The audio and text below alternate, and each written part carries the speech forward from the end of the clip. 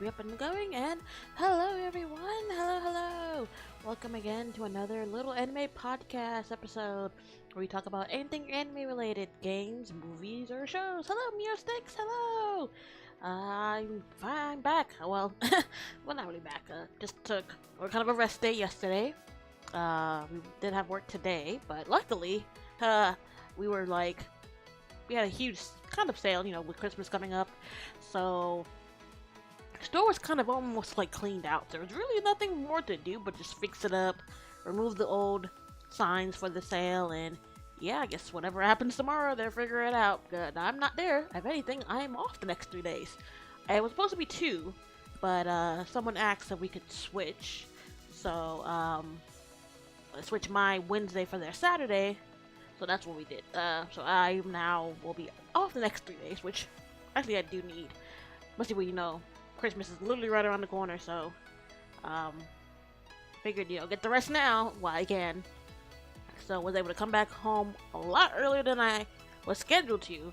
Because pretty much was just fixing up, take it down, clean, and yeah, pretty much we're out. So came home, ate, showered again, or pretty much rinsed off because I, showered before I went. Came back, and then here we are. So today, as you can tell from the title, we'll be discussing a very, very, not really, well, it is interesting, but a classic anime, I should say, especially for people who grew up, whether you were before the 2000s, pretty much if you were a kid around the 2000s, this was a show that you totally watched. If not, you've definitely heard of it. You've definitely heard of the card game that's based off of it. The series is so popular. There's been so many sequels and spin-offs of it. There's been multiple movies involving the original cast. There's 3 or 4 of them from what I did. I'll definitely go through it. I did make a list of everything. But as you can tell today, let me actually bring it up. We'll be talking about OG Yu-Gi-Oh!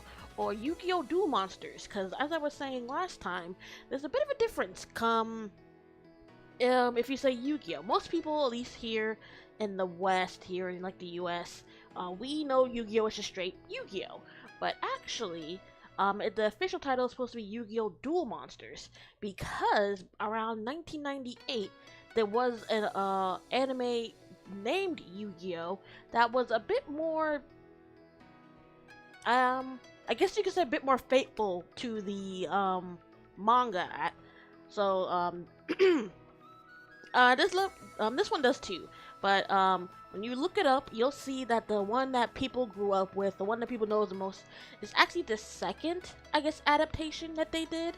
That I guess just continued on with the original story, changed some things up, made it not as dark because apparently the first one was a little bit dark. The manga is supposed to be a lot darker than it's supposed to be, especially since, here in the US, Yu-Gi-Oh! Was licensed and dubbed by 4Kids. And as we know what 4Kids is famous for is cutting up and changing up a lot of their animes back in the day. So there was certain scenes, certain events that were just totally removed from the anime that we never got. But if you actually did end up finding the Japanese version, you'll definitely see some of the parts that were cut off, things that were changed or removed that was in the 4Kids dub. But back then we didn't really know that. Most people kind of didn't really know until they grew up a little later, like me. So you were able to notice, wow, they kind of changed the story a lot. Kind of kept the main focus, but they changed up a lot. Changed up a lot of people's characters. But yeah, so before we jump into that, we'll give my usual a little bit synopsis of it. This all came from my anime list. So it does state that Yu-Gi-Oh! Duel Monsters is 224 episodes. Aired April 18, 2000 all the way to September 29 of 2004. This is it is the first series, and it's probably the longest. All the other Yu-Gi-Oh! Animes aren't nearly as long as this, if I'm not mistaken. I mean, this one has multiple arcs in it, multiple different stories, and it follows, the main cast of Yugi, Yami, Joey, Tristan, and Taya. Of course, then we got the Kaiba brothers, Seto and Mokuba, as well as all their other friends and family. So, Yeah, this group goes through a lot. Well, so much happens to them. Um, it came out spring of 2000. It was licensed by Konami. The source material is the manga. The genres you'll find it under is action, adventure, and fantasy. The theme is strategy game, and the demographic is shonen.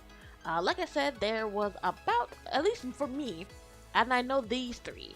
There were three Yu-Gi-Oh movies. Yu-Gi-Oh! Dark Side of the Dimensions, Yu-Gi-Oh! The movie Pyramid of Light, Yu-Gi-Oh! 3D Bonds Beyond Time, and apparently there was a 1999 film of Yu-Gi-Oh! I couldn't really find more information about that, but I have seen the other ones. The Yu-Gi-Oh! Dark Side of the Dimensions actually came out a lot, not early, but like somewhere around the 2020s. If I'm remembering, hold on. Let me look up the Yu-Gi-Oh! The Dark Side Dimension. Oh, wow, actually a lot later than I thought. Came out 2016. From what I remember, it was supposed to be part of some type of anniversary. Oh, here we go. Yep. The film was released in 2016, the 20th anniversary of the Yu-Gi-Oh! Debut. So that's really what that movie was for, kind of. Was kind of like bringing it back, kind of giving homage to the original series, with it being this 20th anniversary. So that's that one. Yu-Gi-Oh! The movie Pyramid of Lights, kind of like your typical anime movie. Kind of happens, just like a random like adventure they kind of go through that was made into a movie form.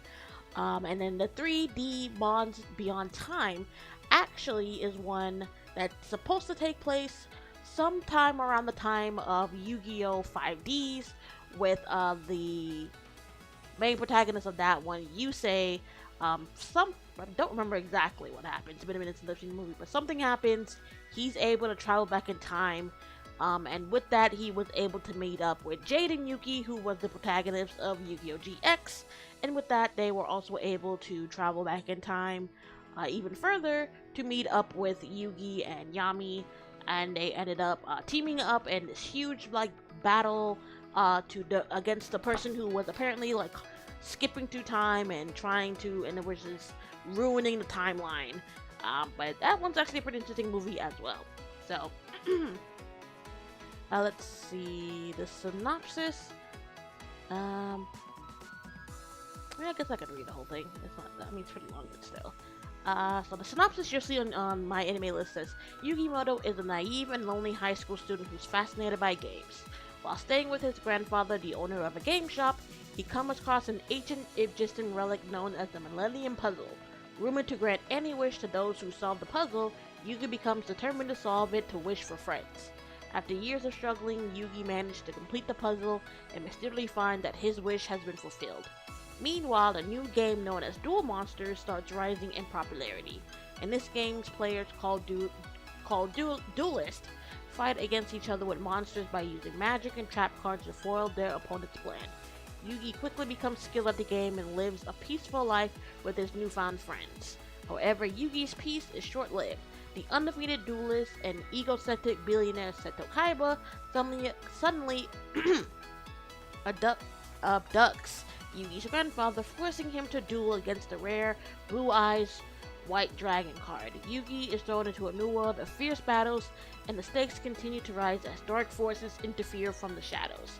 After unexpectedly defeating Kaiba with the help of his other self, the spirit of the nameless pharaoh contained in the puzzle, he unofficially becomes the top duelist known as the King of Games. However, this new title will attract conventions, and Yugi will have to use all his intelligence and willpower in order to protect what he holds dearest to him. So that kind of is pretty funny, because that synopsis kind of covers like the very first episode of Yu-Gi-Oh! Where we do meet Yugi, we end up meeting everyone, getting to know them, getting to know about Duel Monsters. We get introduced to Seto Kaiba, who is a classmate of theirs, just sitting there like to himself like a lone wolf. But when he hears, pardon me, when he hears Yugi talking about how his grandfather has this really rare card, and he's like, "Hey, yeah, no, come over and I'll ask my grandpa to see maybe he'll be willing to show you guys." Of course, this spikes Seto's interest, believing that it might be the card he's looking for. They go, and he reveals that he has a blue eyes white dragon, that there are only 4 made and throughout the entirety of the duel monsters, so they are very, very rare. He got it as a gift from one of his friends, so it's a very near and dear card to him in that regard, because it's something a dear friend of his gave to him. In that moment, Seto appears, berating the others, calling them, losers, not really seeing them as equals. When Joey hears that he's also into duel monsters, he proclaims, not proclaims, but he is at the time. He's like, "Listen, you're an amateur. I'm the top duelist in the world. It'd be a waste of my skills and time to even fight against someone like you. You'd immediately lose." They about to start a fight when Seto notices the blue eyes white dragon in Yugi's grandfather's hand. Of course, they don't know why he's there, but the grandfather asks him anyways, like, "Oh, do you need something, young man?" He has a briefcase with him, pops it up, and it's filled with rare cards, the galore. Magic, trap, even monster cards. And he is willing to strike a deal with Yugi's grandfather, being like, "Hey, you can have any card in this deck. Heck, you can have the entire briefcase if you want. If you would just trade me your blue eyes." That's when he says, "Sorry, even though the cards you have are very good and very rare, I simply cannot do that." Again, that point revealing that it was something that a dear friend bestows to him, so it has a lot more meaning than it being just a simple card, a powerful monster card in Duel Monsters. Of course, this really upsets Seto. He ends up, I forget exactly what happened, like how he ended up getting Yugi's grandfather to agree to a duel to him, but he did. One, that he calls Yugi, is like, something happens, Yugi goes home and he notices his grandfather's missing. He gets a call from Seto being like, "Oh, your grandfather's here, we just had a little duel." Pretty much wiped the floor with Yugi's grandfather, stole his card, and instead of just keeping it for himself, decides to rip it in front of Yugi and the others. Of course, this gets everyone really upset. Yugi's grandfather, of course, is very old, so he ends up pushing himself too hard and needs to be sent to the hospital. Of course, this gets Yugi even more upset. That's when his alter ego kicks in. The puzzle starts glowing, and we get the YUGIOH that he always does whenever he transforms into, at this point, we don't really know who he is. We just see that Yugi transforms. He's a different person. He looks different. He's actually a little taller, which is pretty funny because it's something they kind of make fun of, or they kind of hint a bit whenever Yugi and Yami switch between each other. They're like, "Well, this is the other Yugi we're talking to," and when a normal Yugi comes out, sometimes they'll be like, "Oh yeah, you can tell he's a lot shorter than the one we see," which is pretty funny. Which is it's at first it's something they don't really address, but then sometimes certain characters just point it out. It's like, "Yeah, well, he does look a little taller than usual," kind of being like, "Yeah, he switched over to Yami." With that, they end up having a duel. In that duel, Yami ends up, Yugi and Yami ended up summoning Exodia, which is one of the rarest cards and very hard to play because it's divided into different parts, and you need to construct all of them in order to successfully summon it. Yugi was able to do it with that, defeating Seto, and ended up defeating his streak, but apparently at that time he was undefeated. No one had even come close to defeating him, and now this quote-unquote, I guess, novice and newbie who was never in any official dueling tournaments or anything like that comes in and defeats the world champ. With that, he ends up drawing the attention of more people that want to battle him. The fact that he was able to defeat the undefeatable Kaiba gets even more people on his tail, and one of them being someone who will play a big part in the very first arc of Yu-Gi-Oh! And will continue to play a part in later arcs. So, like I said, we have a bunch of characters. There's so many ones, but the main ones that we kind of focus a bit is, of course, Yugimoto, the protagonist. Um,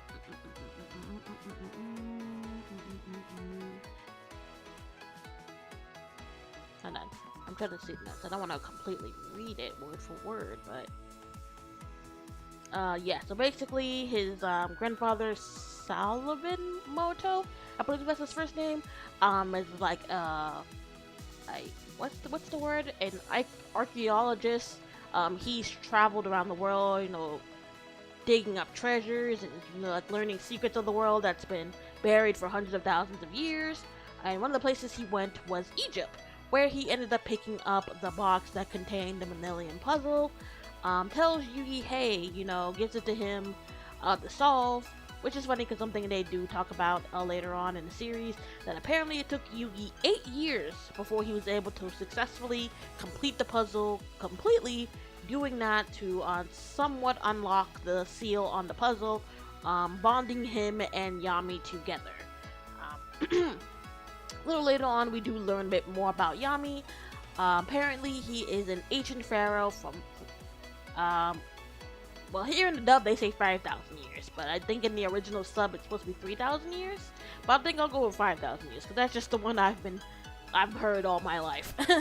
So basically, Yami Yugi, or Pharaoh, as they end up calling him a bit later, that he is an ancient pharaoh from 5,000 years ago, that he had saved the world from calamity, but now that same evil is rising up again, and one of the reasons why he, I guess, is kind of brought back into the modern world, connected with Yugi, is that it's their destiny to work together and to solve, and to seal up or defeat this great evil. They also kind of hint that maybe Yugi is kind of like the present-day reincarnation of Yami, which makes sense because they do pretty much look pretty similar to each other.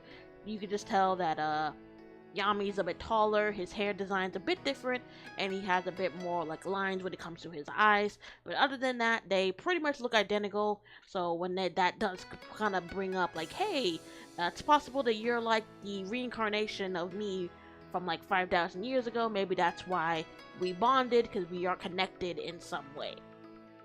We do find out later too that Seto also has a connection to ancient Egypt, though of course throughout the entire series he denies any of the mystical things that happen. He doesn't believe any of the magic that or the powers that the Millennium items have. He believes they're all just cheap tricks that they're using to distract him from, focusing on the duels.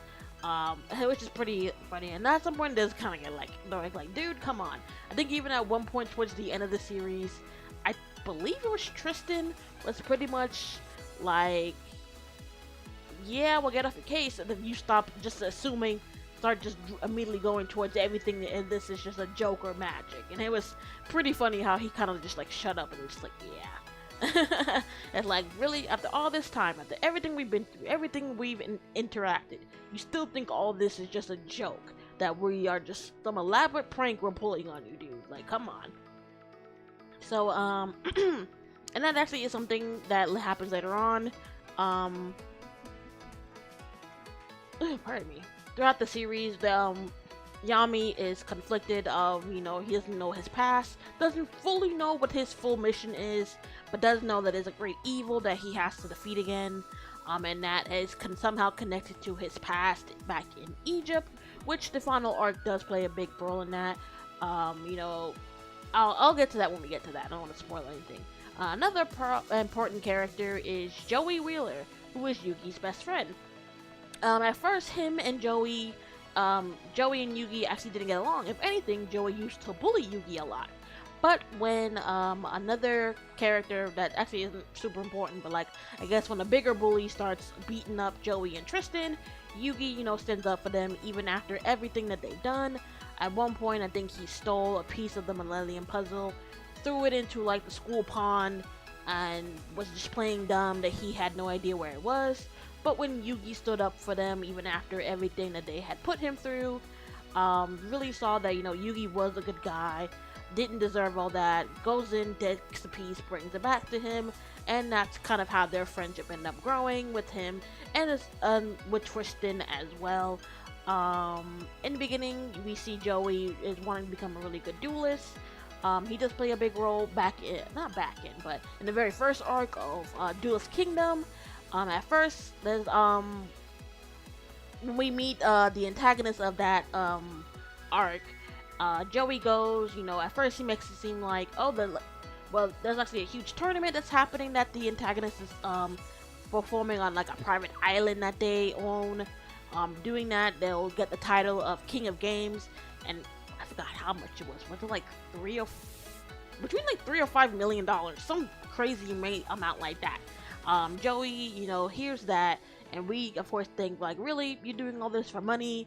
But then we find out that the main reason why he's doing this, why he's going through all this, even though he is a novice when it comes to duel monsters and not nearly as skilled as Yugi, that he has a younger sister named Serenity, that since birth she's had poor eyesight. Over the years it's been getting worse and worse.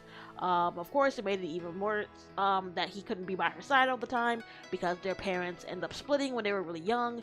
So she went to go live with her mom while he stayed with his dad, limiting their interaction with each other. But he did get like a message from her saying like, hey, I got an update from the doctors. They're basically saying, yeah, my time is almost up.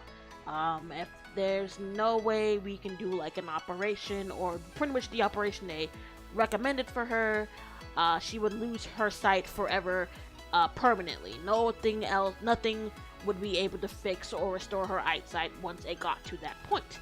So of course, hearing that, and then hearing the prize reward for winning at Duelist Kingdom, Joey goes and he's determined to win so he can get the money for his sister's operation, which really did warm my heart. It really does show that, Joey is a good, kind-hearted older brother and friend. At first we thought maybe he was just doing this for the money, but really he was doing it for a better cause.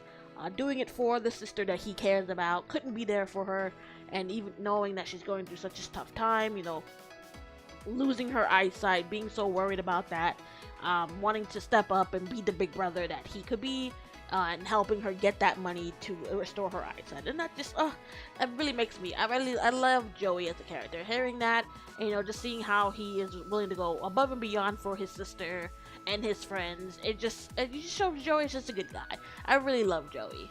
Next is Tristan, who actually, which is pretty funny, he doesn't play that big a role in the anime, really. Actually was a bit of like a note I wrote here that I wanted to share with you guys about Tristan. In the English version of Duel Monsters, his past was heavily edited to remove the violent fight bits, and his importance is slightly played down.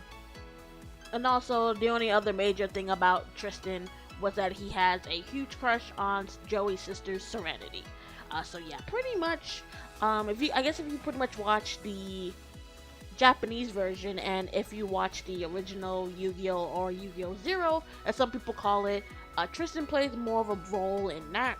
Here, he's kind of more, even though he is part of the main cast, he is kind of more of the background character, kind of quote-unquote as people kind of tease him and Taya for, that they're basically just the cheerleaders of the group, cheering on Joey and Yugi whenever they go on duels. Them not being duelists as much themselves, but just being there to support their friends and being there, they'll lend a helping hand when they can. So that's kind of pretty much all Tristan really has to play for a role, which is pretty sad. When you kind of go and you see the Japanese version and see that he does play a bit more role. He had, especially since he was kind of another bully for Yugi, but, had a change of heart when Yugi stepped up for him and Joey, even after everything they did to him. Being that good of a friend to Yugi as well. But yeah, that's kind of pretty much it. Sorry, Tristan. But another really important main character, and pretty much the only girl of the group, is Taya. Now, a lot of people, which is funny, have a lot of iffies about Taya. Pretty much that she's pretty much known for her friendship speeches and whatnot, which they kind of do play that a lot in the English dub. She's always preaching, kind of always giving out friendship, that they, no matter what the others are going through, as long as they believe in their friends, believe in themselves, that they'll pull through. pretty much like she's kind of like the glue that holds them all together, constantly reminding them that no matter how tough anything gets, as long as we are together and for each other, anything will pull through. But as we can also see, and they kind of played this down a bit in the English dub as well. Apparently, her and Yugi were actually childhood friends, so they've known each other for a very long time. Also, she is supposed to be the romantic interest for Yugi, but it has a bit of a twist.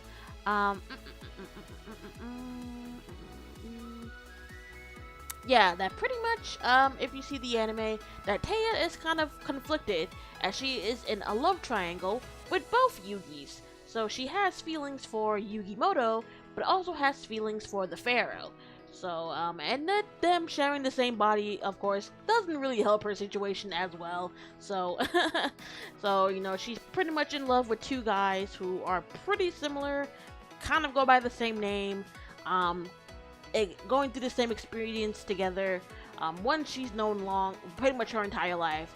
The other one has, you know, come in and stepped up and saved her a few times, always been there for her.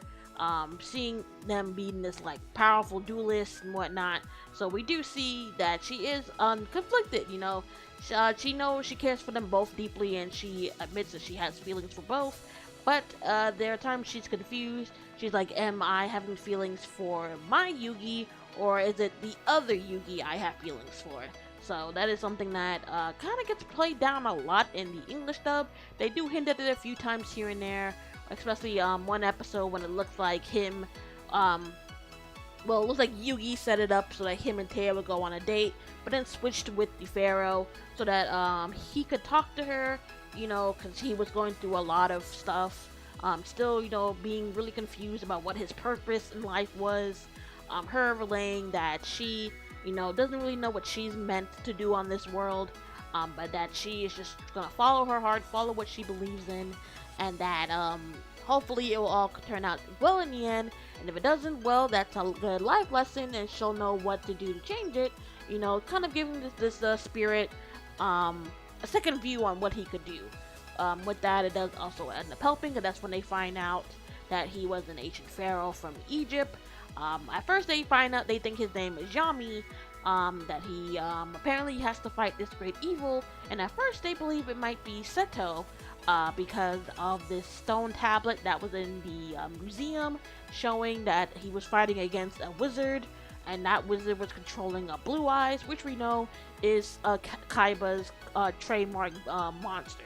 Also, I probably should have mentioned this. Each one of them has like a very distinct monster that they're kind of known for. That's their favorite, and I guess is their quote-unquote rarest card.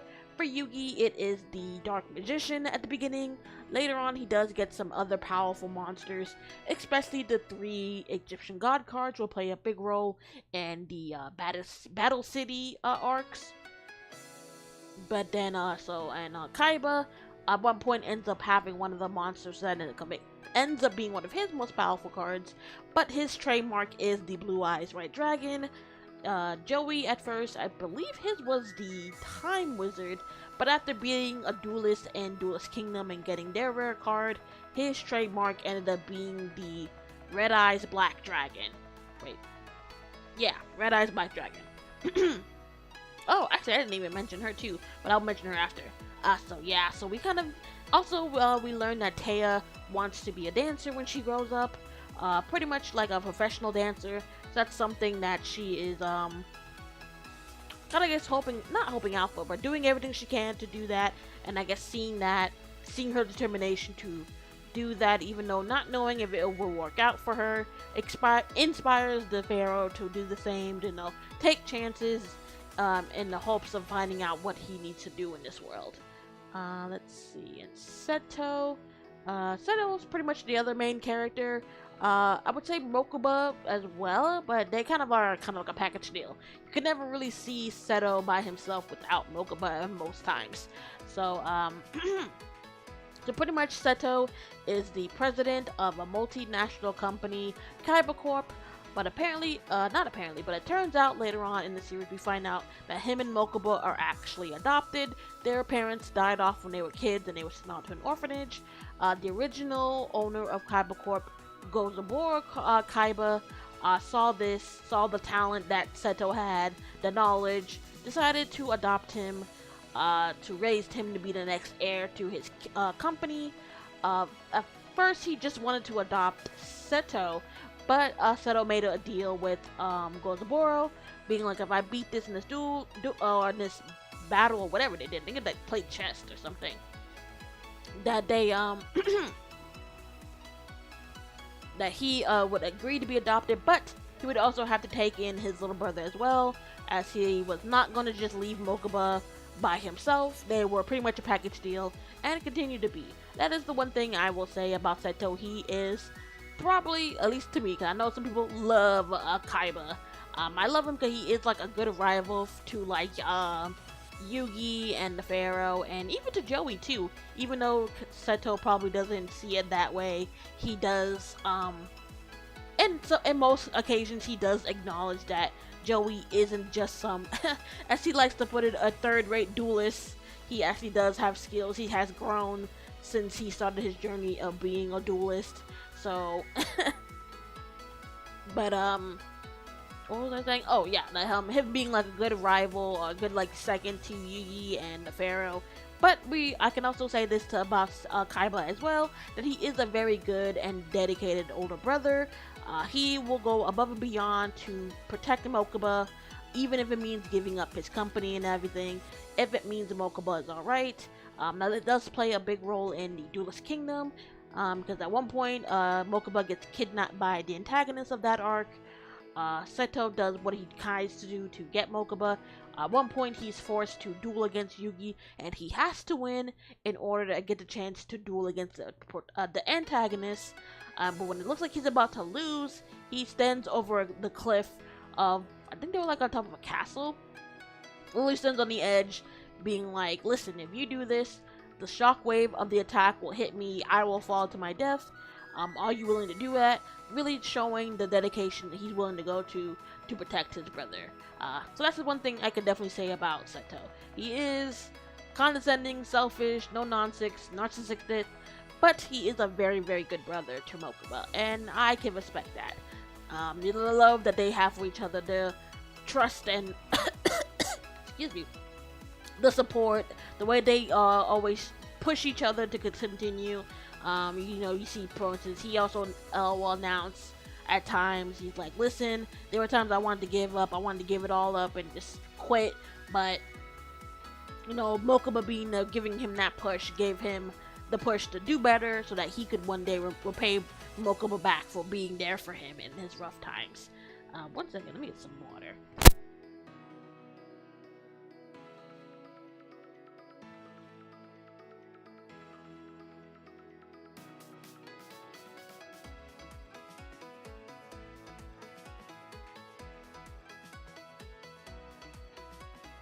Okay, I'm back. So all that talking made my throat so dry. But that's about it. But we do have some other characters. So one of the ones that plays a big role is Maximilian Pegasus, who is the very first antagonist that we met, and we meet, and who is the one who set up the Duelist Kingdom arc, and also turns out that he is the creator of the Duel Monsters game. That he himself, I guess, was not officially an archaeologist, but he has like traveled to Egypt.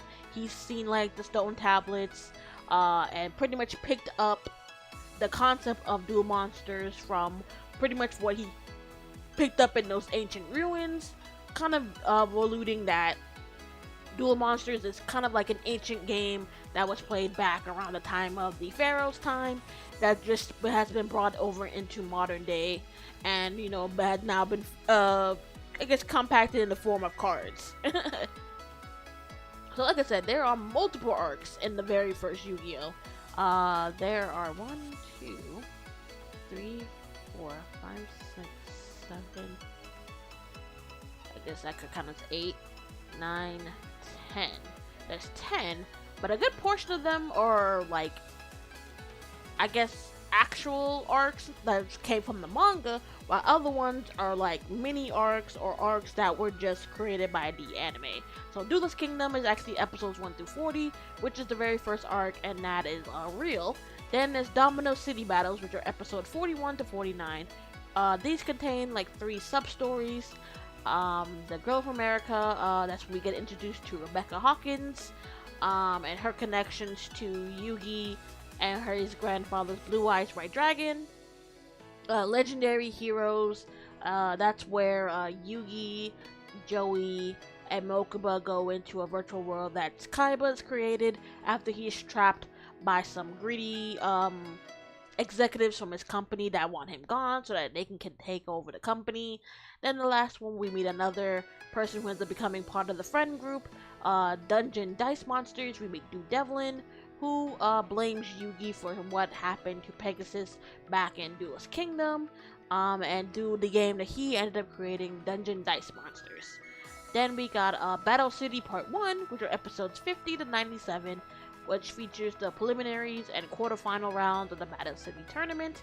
There, that we get some more information about Yami, that he was a pharaoh, that he was kind of brought back to the modern day to defeat this ancient evil that's rising back up. And with that, actually we just saw her. It was the pretty girl who was in the Egyptian clothes. Her name was not Izu. I forget. Why am I blanking on her name? I can't pronounce her name. So basically, she's the one who set up the exhibit. Draws in Kaiba, pretty much telling him that he's connected to this as well. That he has a role to play in this as well. Tells him to kind of set up the Battle City as a way of, helping the Pharaoh achieve his goal of fighting against this great evil. That's where Kaiba gets Obelisk Tormentor, one of the 3 Egyptian god cards, which we find out that these are 3 cards that are so powerful that there are only one of each in the entire Duel Monster set. So whoever has these 3 cards are pretty much unbeatable. I mean, they're basically supposed to be like gods. That they were so uncontrollable that's that Pegasus never had them released because he believed, or he sensed, the great power that was in them and knew that no one would be strong enough to fully be able to wield their power properly. But with that, they were stolen. One was in the hands of the antagonist of that arc, which we find out later on is Merrick. It's I can't say her name for some reason. Her, pretty much the girl right here. Her brother, he's being corrupted by some evil forces that made like an evil version of him, that's ready to take over the world. Fears that he should have been the pharaoh or have the power of the pharaoh, that it's wasted on Yami. That thanks to him, he had to live his whole life serving a pharaoh that probably would never have returned, or pretty much like something like that. So with that, later on throughout this that arc, Yugi ends up getting CYPHER, the Sky Dragon.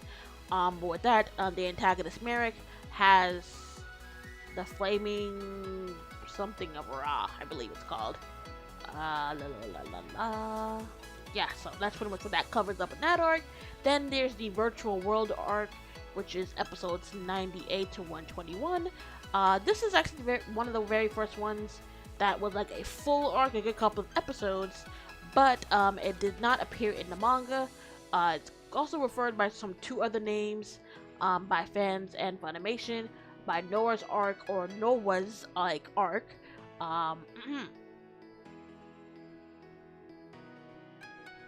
Also, and this is probably something I should have mentioned. Also, remember how I said that the original Yu-Gi-Oh! Was a lot darker. Whenever they had like these duels, they had stakes, and a lot of times it didn't end well for people. A lot of people would end up, over. But once 4 kids got to it, they're like, yeah, we can't really have all this death and destruction. So instead, they had it that if people lost, they would get sent to the Shadow Realm, which is basically like they got sent to like this dark dimension where their soul was taken. They were kind of put in like comatose in the real world, and they would just be lost forever.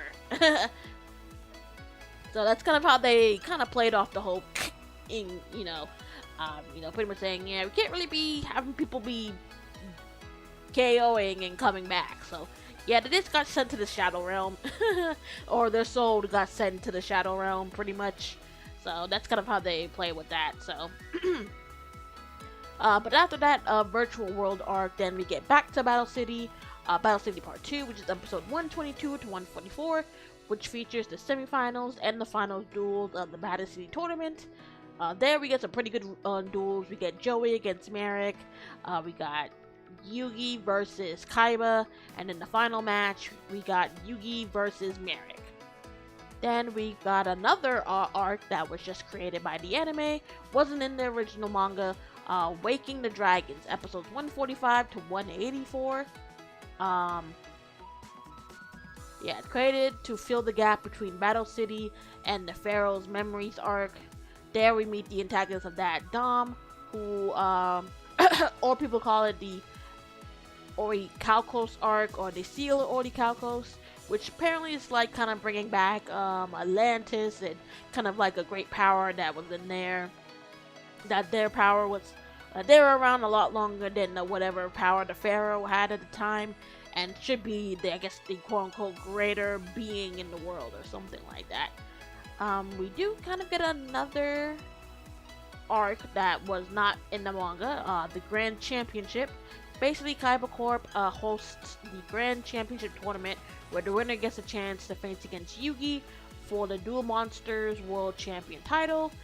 That way, they just attract duelists from around the world and just in a certain area, all for the chance to battle Yugi. Also, make up for all like the blunders that Kaiba Corp was having. At the time, the company was getting like a huge hit and were really losing a lot of business. Now, there's another like kind of mini arc. Sometimes it's kind of, you can kind of find it as its own separate thing, or it's like connected in a way to episodes.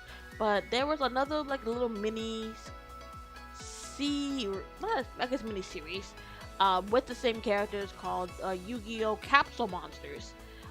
Pretty much Yugi and his friends are headed into an adventure with capsule monsters, where this mysterious man named Alexander was corrupted by the spirit of the Millennium Ring. Now Yugi and his friends must stop this evil and other monsters in this new adventure. I forget exactly what the premise of this, why this kind of got its own like kind of mini-series made in within the original Yu-Gi-Oh! How the characters kind of got interact with this. But basically, yeah, it was supposed to be kind of something that happened right before we got to the final arc of the Yu-Gi-Oh!, which is pretty much the Pharaoh's Memory and the Ceremonial Battle. So, Pharaoh's Memory is episodes 199 to 219, the second to last arc of the Yu-Gi-Oh! Pretty much this is where we go to Egypt to kind of finally confront what the Pharaoh needs to do, what this great evil is, and how to beat it.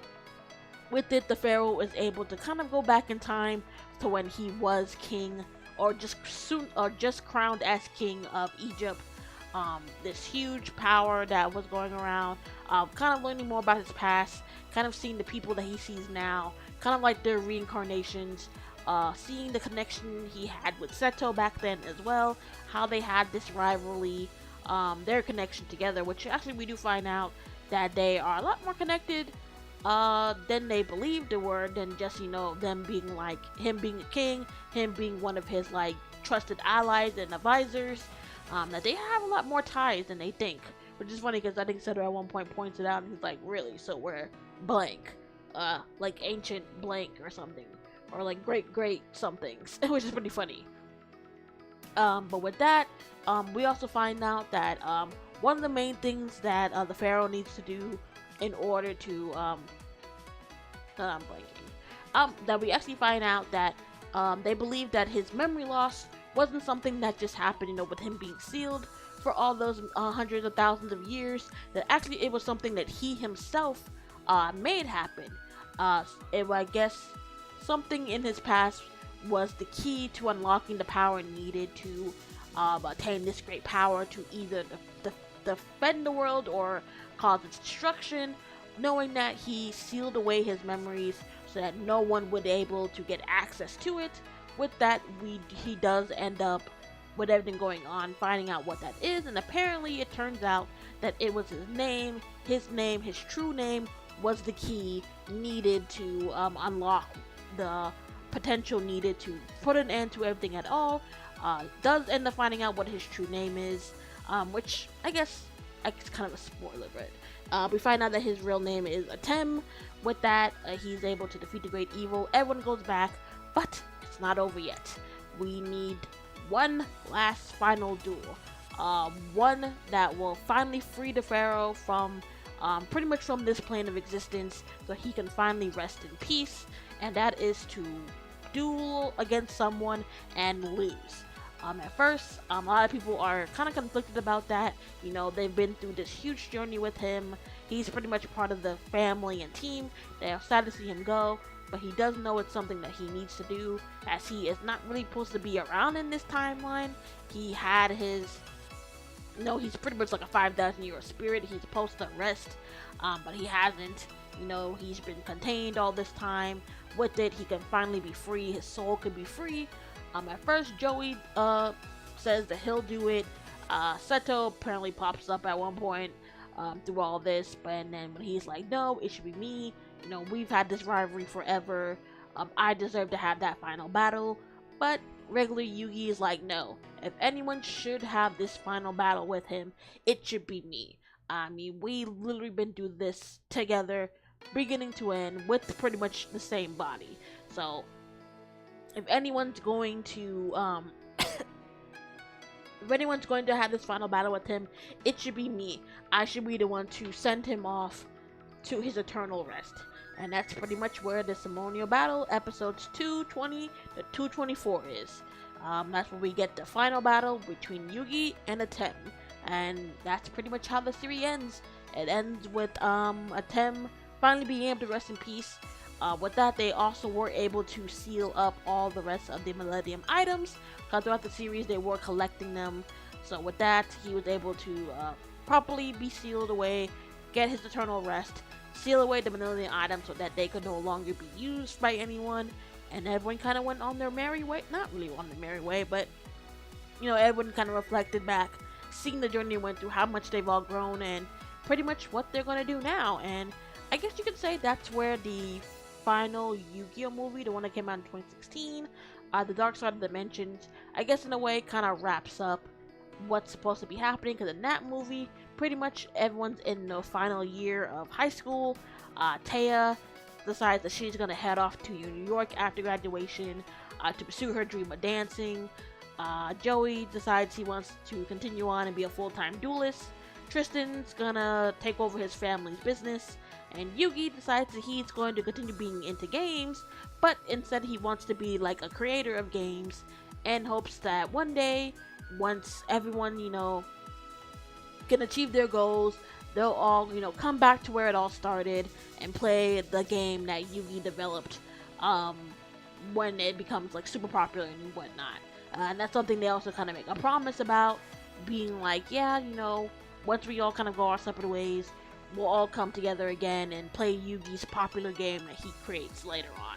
And I don't want to go into too much, because that movie is pretty interesting, but it does kind of see kind of a wrap-up of everyone kind of finishing their high school years, going off to be different, go off to do different things with their lives, but them still, being connected, being the friends, seeing how much they've grown, how much Atem had an effect on them and helped them grow as well. Not the fact that he didn't just help, Yugi grow as a person, he helped Joey, be a fellow duelist, was always, helping there, giving courage to like Taya and Tristan, and even to Seto, even though he doesn't admit it, but it is pretty funny at that one point he does, say to Yugi like, hey, you have your connection with him, you have your bond with him, I have mine, and that's just how we are connected, and it just works with us. So, like I said, there after that, before anything, there is a Yu-Gi-Oh! Zero Season 0, which kind of, I guess, is following a bit more exactly to what the manga was. It's a bit more dark. Like I said, that one people kind of a lot, so people get like seriously injured and hurt, and yeah, people don't get sent to the Shadow Realm. People kind of over. So, but there is actually one that didn't get animated that is still kind of quote unquote connected to the original Yu-Gi-Oh, and that is the manga called Yu-Gi-Oh R, which actually wasn't created or illustrated by the original creator. Was created by one of the was like a close worker of his, but was supervised by the original creator.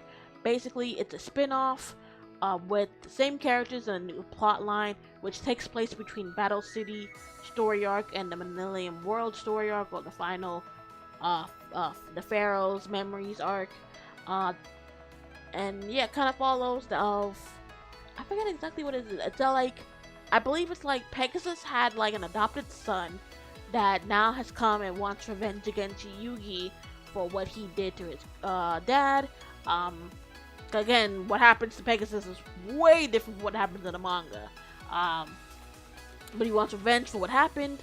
With that, he kidnaps Taya and forces them all into like the duel against like his, I forget what the name they call themselves. Kind of like his generals, I guess, in a way. At the same time, he's also trying to take over Kaiba Corp. That he believes that they have the technology needed to achieve its goal, and the whole while is holding Taya hostage, using her as I guess the medium needed to interact his great plan. And yeah, that's pretty much, I believe it's like 5 or 4 volumes, so it's pretty short, but it's funny because it's another kind of like mini story that these characters kind of get involved into that never really got an anime adaptation. Yu-Gi-Oh! Zero did, but this one didn't. So it's pretty interesting. Who knows? Maybe down the line we'll get that as an anime adaptation. Who knows? Maybe when another anniversary comes by, we'll maybe get that. But I don't know. Fingers crossed, because that'd be kind of interesting to see. So it is a bit different. Since it's following events that happened, if that happened in the manga, then what happened in the original anime of Duel Monsters. But hey, to each your own. But yeah, that's pretty much it. So what did you guys think? Plus there's like so many different like games and whatnot. There's Yu-Gi-Oh! Duel Links that I believe you guys can get off of Steam. Actually I think there's some other ones too. Let me look. Yu-Gi-Oh! Yeah, there's Yu-Gi-Oh! Yeah, there's Yu-Gi-Oh! Master Duel. Yu-Gi-Oh! Duel Links. What is that's a DLC. That's a DLC. It's only 4 games?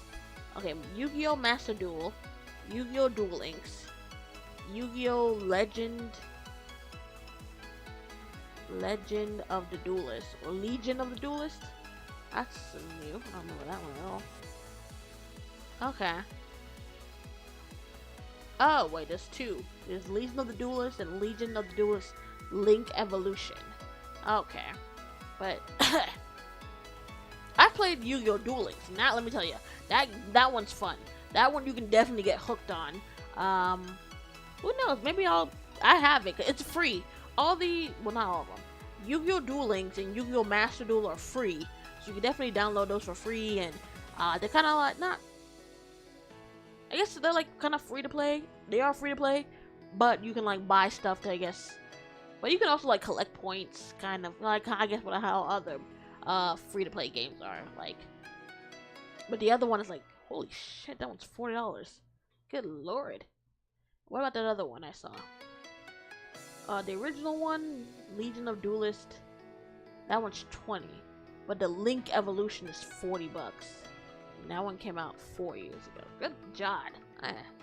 But yeah, no. If you guys want to play either or, I've never played Master Duel, but I have played Duel Links. And Duel Links is definitely fun. It's been a minute since I've touched it, but I don't know what got me into it. I just saw it and I was like, oh, cool. I never actually played like the actual card game myself. This is kind of like if you were playing the card game. And you could also link up with people on like online and duel against them. It's actually really fun and it's so cool. So you can like collect cards, collect decks, collect characters. You can unlock characters and get certain characters decks and whatnot. It's really interesting. It's so much fun. It was so much fun when I played it. But yeah, that's pretty much it. But actually, before we officially turn finish the podcast episode. I did say I wanted to do this um, back when I picked this. Well, when it was picked. Um, Remember when I told you guys that there were 2 Yu-Gi-Oh ciphers that were created that I wanted you guys to check out, or I wanted to check out with you guys. What did I say? 3, but there's 2. I mean, actually, there's a lot more that I'm looking, but there's these 2 that I really liked. One was made sometime. I think either they were in the process of making it when the original creator passed away, or they had like just finished it. No, I think as they were working on it, that's when news that creator had passed away. So they do have like a bit of a, in rest peace, or whatever the thing is, I can't remember. The first one that came out, look, in memory, there we go. In memory of the original creator. This first one, let me get rid of that. There we go. So this, it's this one right here. This is the first one that came out. This one basically is about the protagonist, or like the main characters. Oh, actually, I totally forgot. I didn't talk about her. My Valentine, who is another duelist. Probably probably the only other female duelist that we see a lot in the series. She's not really part of the main cast, but she does play a big role. We do see that she has a bit of a little romance maybe between her and Joey going on. Her, being like kind of this lone wolf, kind of ice queen, but slowly, becoming part of the group, part of the friend group, opening up, and being more true to herself. So with that one, this one has to do with the protagonist by Camp Study, and then he did one like a year later, or I think it was about a year later. One that had to do with the main villains of the original Yu-Gi-Oh! So I thought maybe we'd watch those 2. So they are really good. And then I think that might be it for tonight, at least podcast wise. So let me get rid of that. Let me go here. Oops.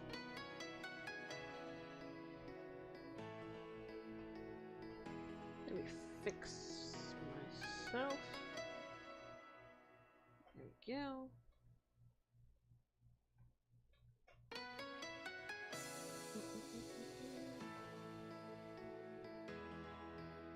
Let me have it up. Pause. Let's do that. Do that.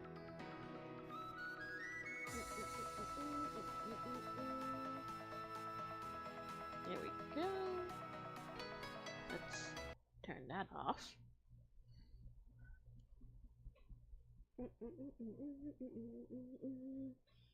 Oh. I didn't realize it was unmuted. Thank God I didn't play it yet. But, oh,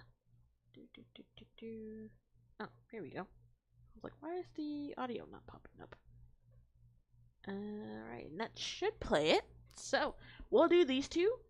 This is the first one, the Yu-Gi-Oh! Rapper Cypher by Camp Study, featuring Chi-Chi, Ham Sandwich, Slick, sorry if I'm butchering your name, and more.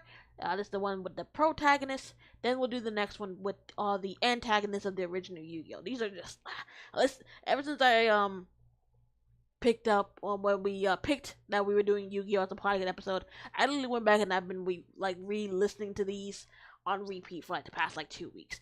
They're so good, and I was listening to them nonstop when they came out anyways. But yeah, so we'll do the first one and we'll do the other one. So here's the first one with the protagonist.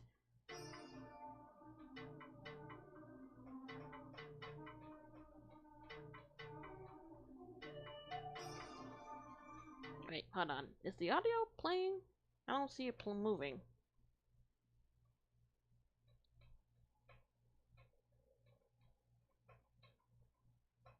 I hate when it does this. Hold on, one sec.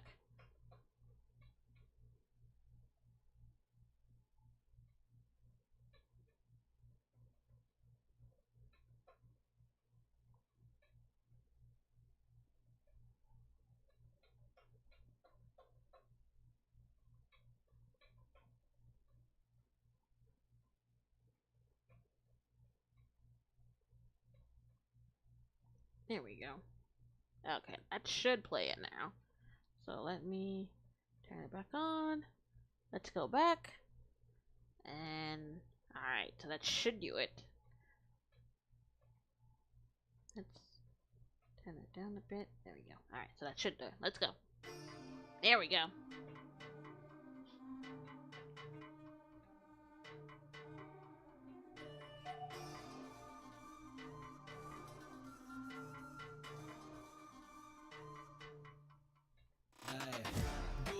First new chain swing with an old king. You with a gold lane. Tuna win the whole thing. Ruler of the game, it didn't naturally. Catalyst, the cataclysm's happening. Pacifist hard, but now my heart is where the cards is. Top deck. Oh, that's right. I actually didn't say this. Oh, actually, first off, this thing is loud as all hell in my ear. But that actually is something that Yugi and Yami say a lot. That they believe in the heart of the cards to get the card that they need to push through any situation that's coming their way. So, but yeah, that is something that they say a lot, and that's really like an iconic quote from Yu-Gi-Oh. That there is a few, but that's a really iconic one, at least from Yugi and Yami. So.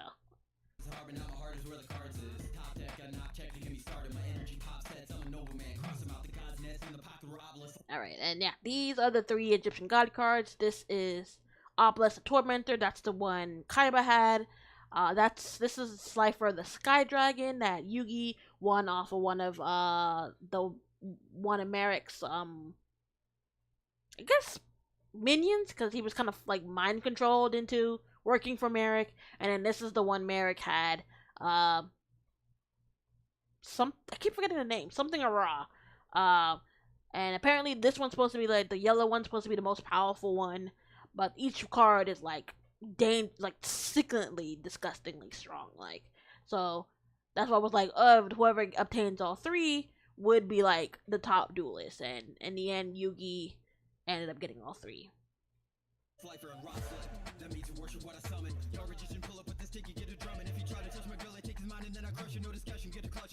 They've been telling me to get with the meta, I am the meta, you gotta reverse. Live in the middle, I never settle, I'm not in a hearse. Sticking together, my people like us, we slide in the verse. They've been better, they really wonder who's stopping them first. Hold up, let me go, please, I was there with the pen, you gon' forward each time. Make 1,000 in a day off these OG lines. And my shorty got fans, I bet all 3 fine. Me and the king be back to back, laughing me, my eyes red, just like the black dragon. Yeah, oh, I can't even go back. That was the... Dang it, it's not showing it, hold on. Yeah, this ended up becoming Joey's iconic card, the Red Eyes Black Dragon that he got off a duelist called Rex Raptor, who had a lot of dinosaur cards, which I guess this was supposed to be like an ancient dinosaur, I guess. Or maybe he just really liked the card, but yeah, Joey beat him in a duel, and I guess they both wagered their top card, and with Joey winning, he ended up getting it.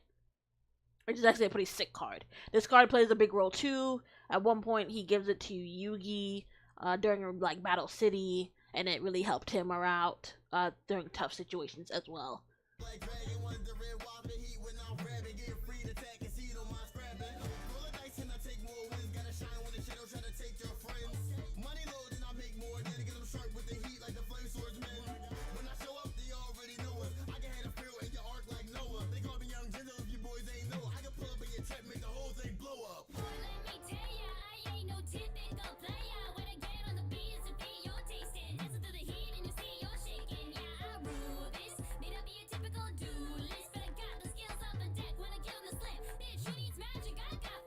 Yeah, this is actually this is pretty funny because I just actually thought about this as this was coming up. But this was something that she did in the very like first episode, because once Yugi was gonna battle against Kaiba, you know, after beating his grandpa, pretty much sending him to the hospital, I think Yugi was like getting really scared and worried. So Taya was like, "Hey guys, put all your hands together. Let's do this." And she like made a made a smiley face on their hands, and basically was like, "This is like a symbol of our friendship.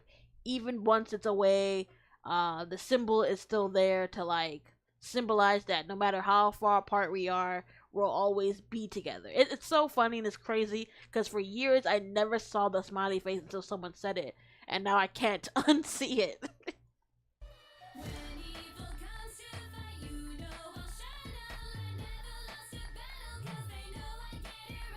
Which is actually pretty funny because that is true. she's only done like 2 or 3 duels, and she like technically won all three. First one was against Mai, but Mai quote unquote kind of forfeit, so she still technically won. The other one she won against one of the executive that was trying to take her body and the Noah arc. And I swear I think she had like one more duel, but I can't remember who it was against and how she won. But I know there was like one more duel she did that she like still in some way or somehow won.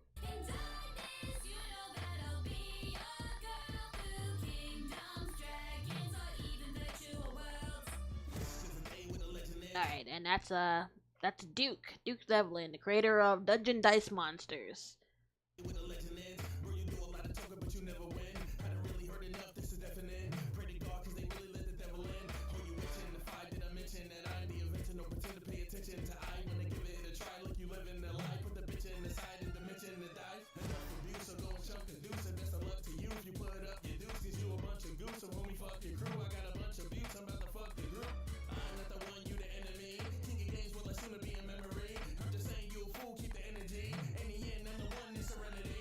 Or just actually pretty funny. I remember that too. That when he met Joey's sister Serenity, oh, he was all over her, like trying to chat her up and everything.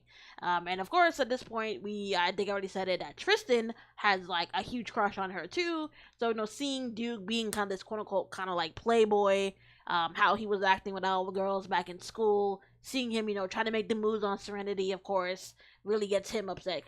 Serenity's like this sweet kind of innocent girl, so he's like, yeah, no, there's no way I'm gonna let a guy like that, get with her. But here's Tristan.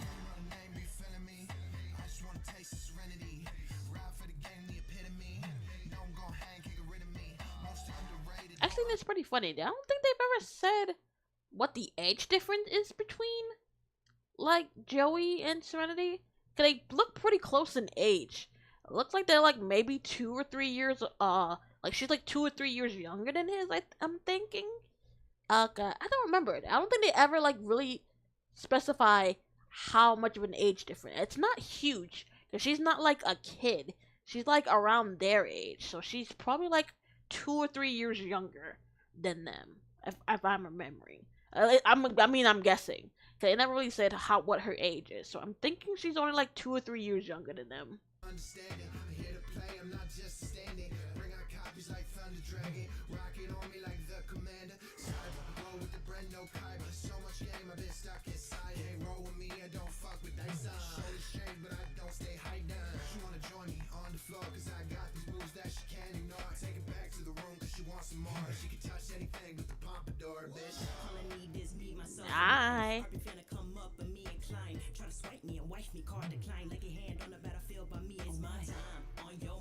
I'm not gonna lie, I loved Taya, but Mai was a different type of girl. I loved my Valentine. Oh my god. And the fact that she was kind of like really the only like reoccurring female duelist we had in the original series. I mean, because we had Taya and she had a few duels, but she wasn't like known for being like a top duelist like Mai. And Mai was like no nonsense. She got things done. And yeah, no, I loved Mai, and I know she was probably a lot of people's crush in the beginning, back in the day. But no, Mai was a cool chick.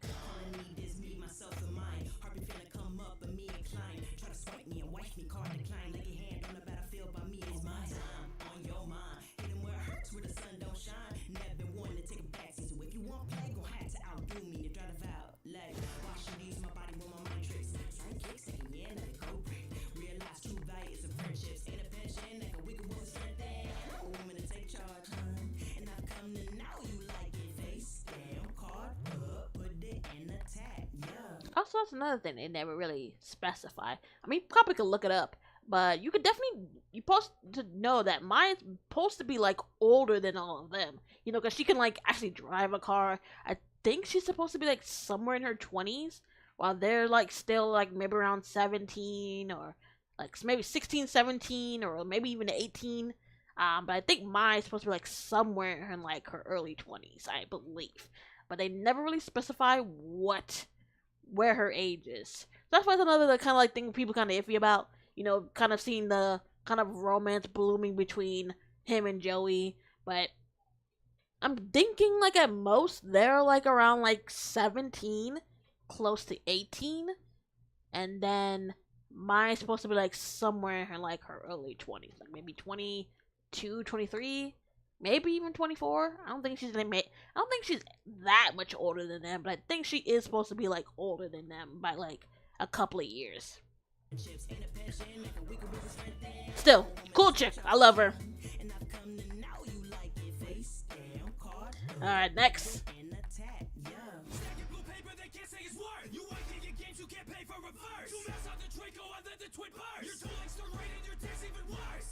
Step into the ring, it's destruction. I'm like a virus, you'll be dying when the cannon is busted. And trust is nothing you can suffer because you cannot defeat the CEO with CEDR. And I never switch my position, you bitches drop it, it's the only time that I'm switching. And when it comes to crushing cops, I'm known to clock competition. So when they cry my position, I make it down on the mission. And look, I don't imagine, I don't pretend. So fuck your magic and fuck your friends. Attempt being me tragic, but it don't demand. I'll unearth this casket if it means revenge. Which is, it's pretty funny because that is something he kind of does. And it's just, it's so in his character to be like, he just wouldn't not accept defeat against the Pharaoh that easily. He's like, nah, like, I'm gonna run it back. I don't care. Like, I don't care what I gotta do, but we gonna run that back. That just, it's so Kaiba, but, no, this verse is hard. Like, oh my god.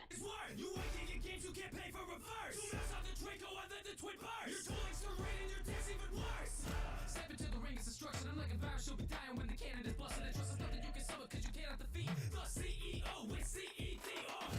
And I never switch my position, you bitches drop it, it's the only time that I'm switching. And when it comes to crushing cops, I'm known to clock competition. So when they cry my position, I make it down on the mission. And look, I don't imagine, I don't pretend. So fuck your magic and fuck your friends. Attempt being me tragic, but it don't demand. I'll unearth this casket if it means revenge. They treat me like a pharaoh when the game keep it stack on me. Got him puzzle looking at the chain, it's a shame. Left him face down like you fucking plank. Been a guy for millenniums, you gon' meet your fate, yeah, I told you. Bottom of the food chain, better play your calls right for it's too late. Me and Twin going in, Yami Yugi with the pen. If he ever got a problem, you know who we calling in. Tag teaming like D Generation X, didn't have a name, I was out here trying to take a risk. Blue eyes, white dragon like Dr. Umar. Never going back in the tomb, it's a new start. You hard size on my body cause I seen it all, but I never seen a loss. Every enemy get tossed, how can you defeat a boss? More or less a god, killer with a deck of monsters, now they petrified. Now hold on, before I even continue to like, listen, like, that one was hard as well, but you gotta know that iconic look that the Pharaoh was rocking back in I think it's in Battle City, because for the most part his outfit doesn't really change. But when this is such an iconic look. And this is such a hard look too, when he's pretty much wearing like the tight black shirt with no sleeves, like pretty much up to his shoulders. Then he's got the jacket over like a cape. Then, of course, you got the chain with the Manilian puzzle. Like, nah, this is a hard look. Like, and then, it gets updated back in the, like, last movie that came out. But then he has, like, gold, like, I guess gold, like, Egyptian wristband, or armbands. It's so cool.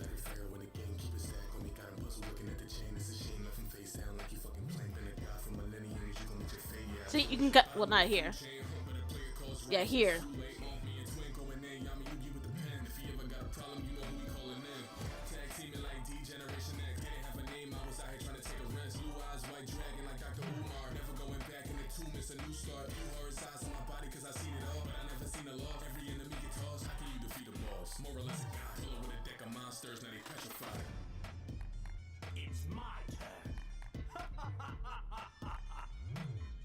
Now, when this was released, and then when they did that, I was like, oh, they're gonna do another one. And they're gonna do the villains. I'm like, let's freaking go. So yeah, that's the first one. So freaking good. Alright, so let's pause that, so I can grab the second one. Oh, yeah, actually, here it is. Oh, nope, pause that. And this one, both of them just too hard. I can't with these, I can't. Alright, so this is the second one with the villains.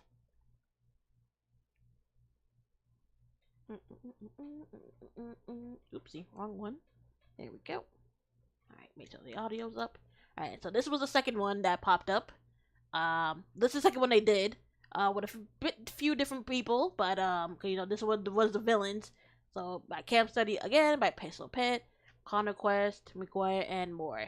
So this was the villains, and this one was just as peak as the protagonist one. So here we go.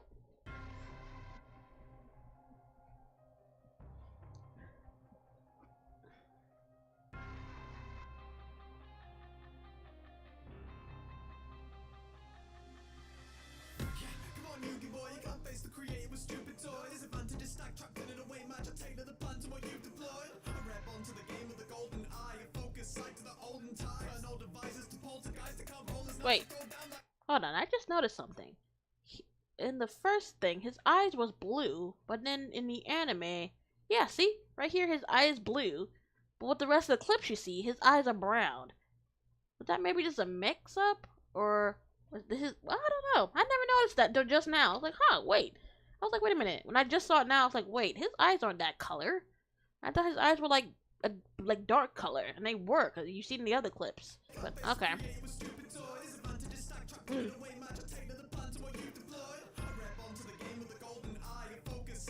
Yeah, so he had the Millennium Eye, which gave him the power to extract people's souls and trap them. And he would trap them in like blank dual monsters cards. So that's how he got Yugi's grandfather in the beginning. That's how he was able to force Yugi to participate in Duelist Kingdom. He did the same thing later on to the Kyra brothers when they, played in.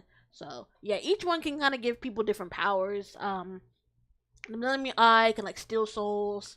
The Millennium Necklace can see into the future and the past, I believe. The Millennium Necklace that Bakura, which actually I didn't even talk about Bakura. He plays a huge part in the series. I don't remember what power that one has. I just know that it just made Bakura evil. Millennium Rod, I think it's the same thing. Can like extract souls, send people to the quote unquote shadow realm. I think that's it. There's one more, but I think that one's kind of like acts like a key that you can like unlock things. So that's about it. But yeah.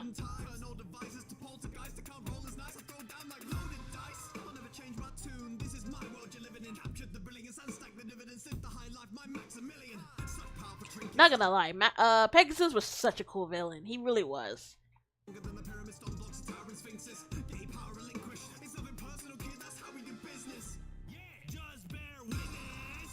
Oh yeah, this asshole. Oh my god, Bandit Key. I didn't even talk about him much because he was just the biggest cheater, biggest just hater, but he was such a good character too.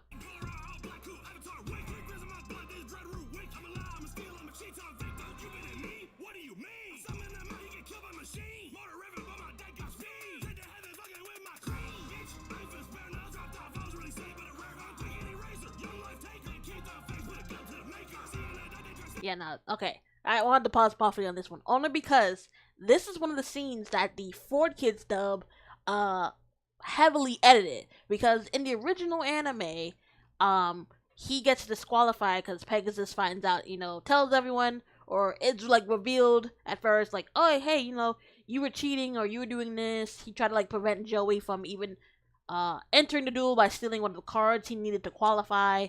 But he ended up getting one that Mai had that she didn't need anymore. But then towards the end, I think after Joey won, he's like, no, he cheated. The card he used to even enter the duel wasn't his. But then Joey was like, well, yeah, it's not mine, but how did you know that? You only knew that if you knew that I had somehow lost my original card. So how you gonna explain that? And that's when Pegasus reveals, like, yeah, no, I've been watching you this whole duel, and yeah, you've basically been cheating since the beginning, but you still, even with all the cheating and tricks, you still lost. So you're disqualified. You lost, but you're gonna be disqualified anyways. Has his workers escort him out. We think he's gone. He actually comes back. Man has a gun. Don't know where he was hiding that. Jumps up the Pegasus and basically was like, sorry. Basically jumped up the Pegasus, has the gun to his head, and is like, nah, that's not how this is gonna work. You're gonna give me the prize money. regardless. You think this is funny? You think this is games? No. I tried playing it by your rules, sort of.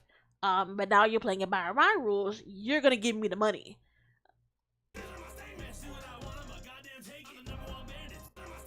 So go back.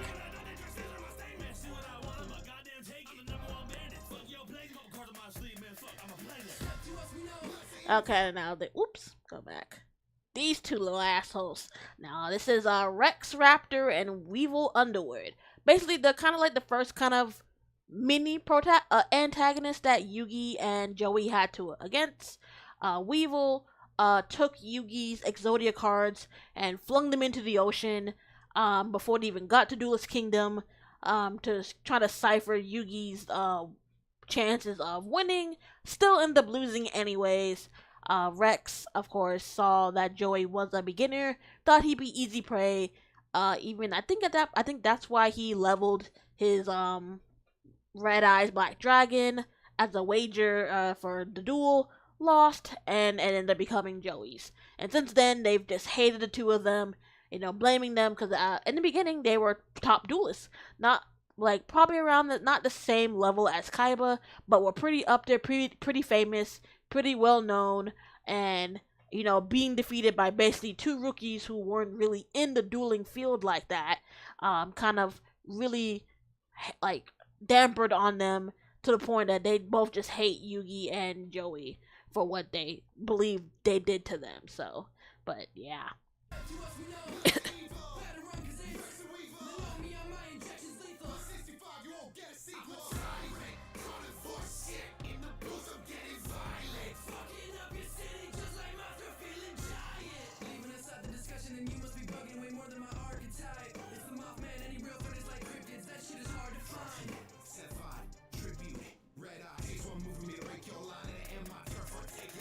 Now that was hard. Okay, now this is Noah, who's part of the virtual world arc, the one that happens between Battle City. Basically, we find out that he's actually Gorzaboro's biological son, but due to a terrible accident, ended up becoming like, I think in the English dub, he became like comatose. So his dad like sent his conscious to the virtual world and thinking that it would help him, but I, being the asshole dad that or person that he is, ended up abandoning Noah in the virtual world, giving up on him entirely, focusing more on finding an actual quote unquote living child to be his next heir. And with that, him growing a hatred for Kaiba and Mokuba, being that they kind of took over his place, took the father's love, but eventually, found out and kind of grew to understand that no, your father's just a piece of shit who never really cared about you like that. Like, you were his son, but yet he was quick to abandon you once you couldn't really live up to his expectations.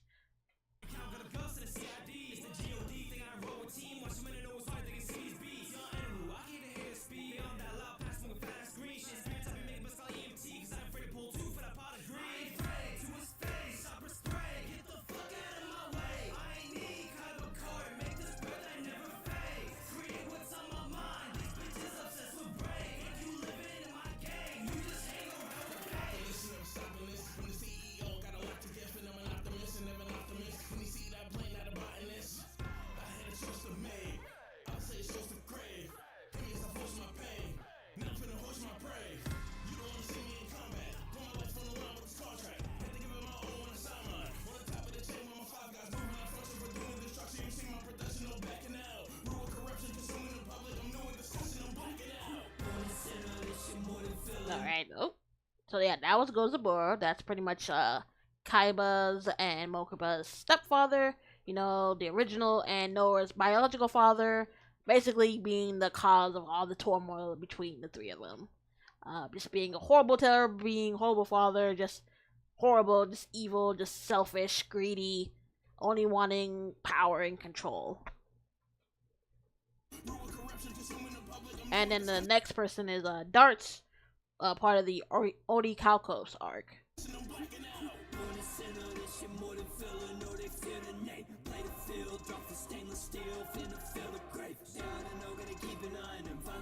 describe the hieroglyphs. Time to time with the levy's dragon. With the dragon, this wave Leviathan. I'm a snatch of some. If you cast a stone at the throne, or to kill it goes. Let us still is boom. Draw down and pull your card. Underworld that's home with a god. Tell your heart that's full of resolve. My stay jumping in doors. In this bitch, yes, I'm hiding in that rug. Watch me rip your fucking head when I drop my eater bug. Can you hear it, bitch? I'm here. Play my dark necrofear. Use the haunted, call him back. Guess you slipped right in my trap. Watching me shuffle the deck off.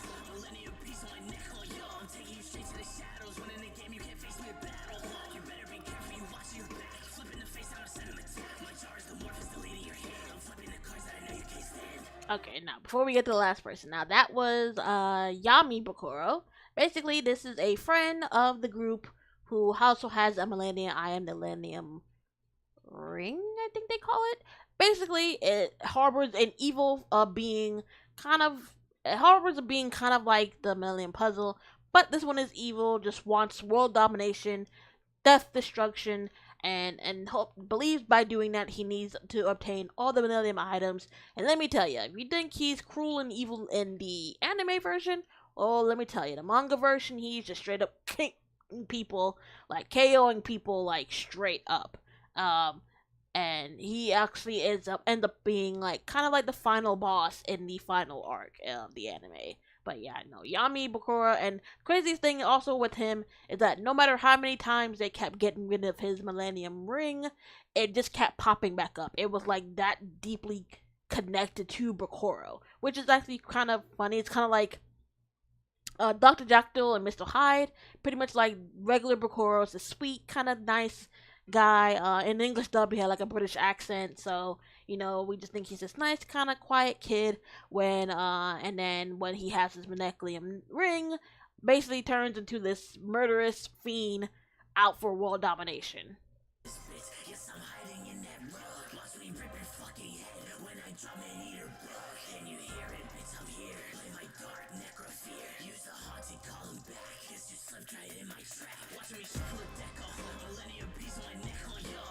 And it's such a sorry, I keep pausing, but it's just a crazy contrast when you see how regular Bakura looks. He seems so soft and sweet and innocent, but then when he's Yami Bakuro, he just looks vicious and just evil and just murderous, and it's just such a clear contrast. It's like, whoa.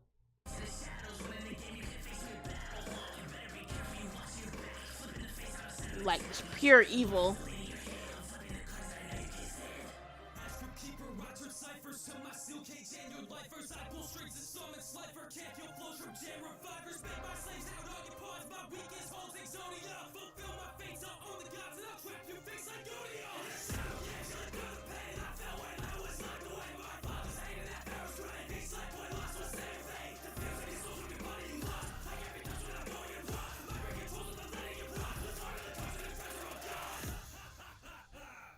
And yeah, that last one was Yami Merrick.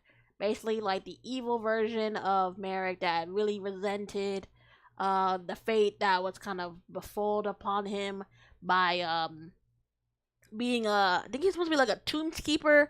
It's been something that's in his family, something that he didn't want to do. He wanted to go out, explore the world, but due to the responsibility of his family of watching over the tomb, he felt like his life was being robbed for guarding someone who possibly wouldn't show up for his entire life. Growing a bitter, evil side that eventually was sorting out the power of the Pharaoh, believing that it was rightfully to be his, and that it was just being wasted on the Pharaoh. But yeah, I think we can play this one more time, because this one was good too. I mean, they were all good.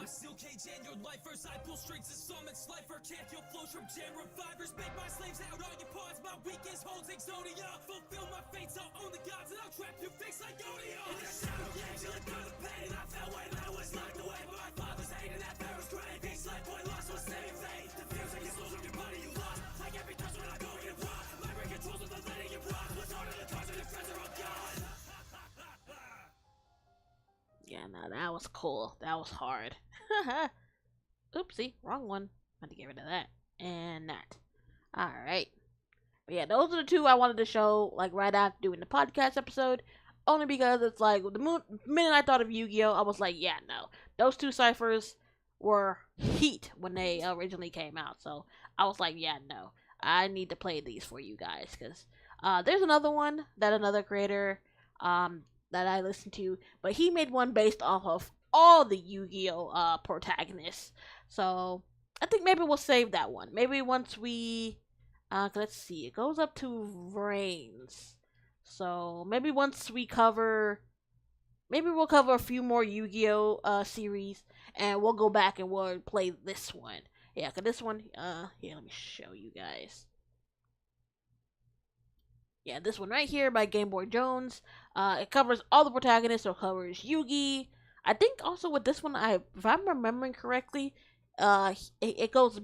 He doesn't start with Yugi and ends with Yusei. No, what's the Reigns? I forget what his name is. I've seen Yu-Gi-Oh! Reigns, but I can't remember what his name is, the protagonist. But instead it goes backwards from Reigns to then Duel Monster. So it starts with that protagonist, then goes to Yuma, then goes to Yuya, then Yuma, then Yusei, then Jaden, and then Yugi. I can't remember what the Reigns character, what his name is. He was pretty cool actually, but I can't remember what his name was. Why am I blanking? Hold on, I'm gonna look it up. Give me one quick second, you guys. Yu-Gi-Oh! Reigns. I know he has like an Yusaku. There we go. Yusaku. So that's his name. So it goes by Yusaku, then Yuya, Yuma, Yusei, Jaden, and then Yugi. Which is pretty funny because at least here in the dub, you know how all the other characters, main characters, they always have the whole U in their names. But Jaden, at least in the dub, we know him as Jaden Yuki, when I believe in the Japanese, his name is supposed to be Yuki and Jaden's supposed to be his last name. So they switched it. So it's funny how in the dub, he's the only main character whose first name doesn't start with, like, doesn't go by the whole U thing like all the other main protagonists. We know him as Jaden Yuki. So I just think it's kind of funny that he's the only one that doesn't go by the same kind of U like everyone else. But his last name is, and I think they just switched it in the English dub. They went by his last name as his first name and his first name as his last name. But yeah, so I think maybe we'll do like maybe 1 or 2 more Yu-Gi-Oh series, and then we'll play that one. Yeah, cause I kind of don't want to spoil the other ones, but I mean, regular Yu-Gi-Oh came out years ago. Same with GX. 5Ds is pretty old. Zexal, yeah, pretty old. Arc 5 is pretty old. And Reigns came out 2017, so that's about 7 years ago. Okay, so yeah, like the latest one, at least that they did on this cipher, came out 7 years ago. So yeah. But oops, that's about it. So where's me? Go to here. What happened?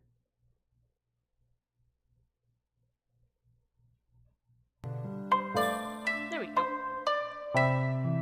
Wait, let me fix myself. Alright, and that is it for me tonight, you guys. Thank you so much for coming and us be just sitting here blabbering about Yu-Gi-Oh for the past like hour and 40 minutes. Hold on, let me go with my tomorrow. I'm not sure what I'll be doing, but it definitely will be a stream tomorrow. Same with Tuesday and Wednesday. But yeah, I'm not sure. Maybe we'll jump in, do some more Weathering Waves, maybe some Sims 4, maybe get back into some more Sword Art. We actually are started making some headway in Sword Art, so we could go back and do some more Sword Art gameplay. What else? Actually, let me turn that down, because I can barely hear myself.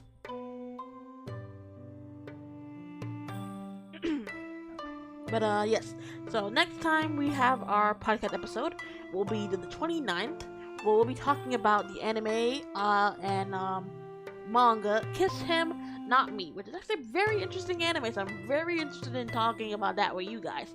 That is definitely one of the ones that the anime is pretty good, but they didn't fully complete the whole story, as there is a whole bunch of other stuff that happens where the anime ended and the manga continues. So that's why I'm like, I kind of hope they make like a season 2, because where the story continues on was so good.